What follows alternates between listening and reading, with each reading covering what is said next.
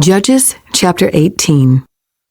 Now in those days, Israel had no king, and the tribe of Dan was trying to find a place where they could settle, for they had not yet moved into the land assigned to them when the land was divided among the tribes of Israel. So the men of Dan chose from their clans 5 capable warriors from the towns of Zorah and Eshtaol to scout out a land for them to settle in. When these warriors arrived in the hill country of Ephraim, they came to Micah's house and spent the night there. While at Micah's house, they recognized the young Levite's accent, so they went over and asked him, "Who brought you here, and what are you doing in this place? Why are you here?" He told them about his agreement with Micah, and that he had been hired as Micah's personal priest. Then they said, "Ask God whether or not our journey will be successful." "Go in peace," the priest replied, "for the Lord is watching over your journey." So the 5 men went on to the town of Laish, where they noticed the people living carefree lives, like the Sidonians. They were peaceful and secure. The people were also wealthy because their land was very fertile, and they lived a great distance from Sidon and had no allies nearby. When the men returned to Zorah and Eshtaol, their relatives asked them, "What did you find?" The men replied, "Come on, let's attack them. We have seen the land, and it is very good. What are you waiting for? Don't hesitate to go and take possession of it. When you get there, you will find the people living carefree lives. God has given us a spacious and fertile land, lacking in nothing." So 600 men from the tribe of Dan, armed with weapons of war, set out from Zorah and Eshtaol. They camped at a place west of Kiriath Jearim in Judah, which is called Mahanadan to this day. Then they went on from there into the hill country of Ephraim and came to the house of Micah.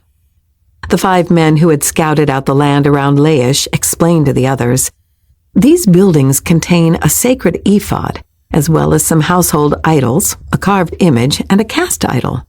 What do you think you should do?" Then the 5 men turned off the road and went over to Micah's house, where the young Levite lived, and greeted him kindly. As the 600 armed warriors from the tribe of Dan stood at the entrance of the gate, the 5 scouts entered the shrine and removed the carved image, the sacred ephod, the household idols, and the cast idol.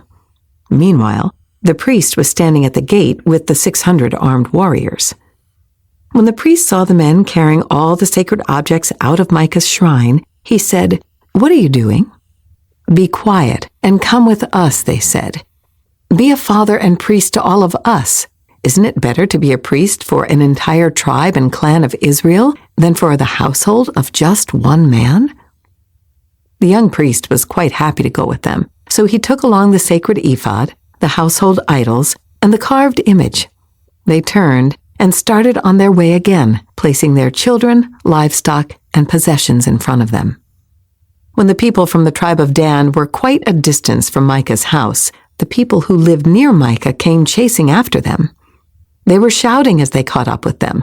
The men of Dan turned around and said to Micah, "What's the matter? Why have you called these men together and chased after us like this?" "What do you mean, what's the matter?" Micah replied. "You've taken away all the gods I have made, and my priest, and I have nothing left." The men of Dan said, "Watch what you say. There are some short-tempered men around here who might get angry and kill you and your family." So the men of Dan continued on their way. When Micah saw that there were too many of them for him to attack, he turned around and went home. Then, with Micah's idols and his priest, the men of Dan came to the town of Laish, whose people were peaceful and secure. They attacked with swords and burned the town to the ground. There was no one to rescue the people, for they lived a great distance from Sidon and had no allies nearby. This happened in the valley near Beth Rehob. Then the people of the tribe of Dan rebuilt the town and lived there. They renamed the town Dan after their ancestor Israel's son, but it had originally been called Laish. Then they set up the carved image, and they appointed Jonathan, son of Gershom, son of Moses, as their priest.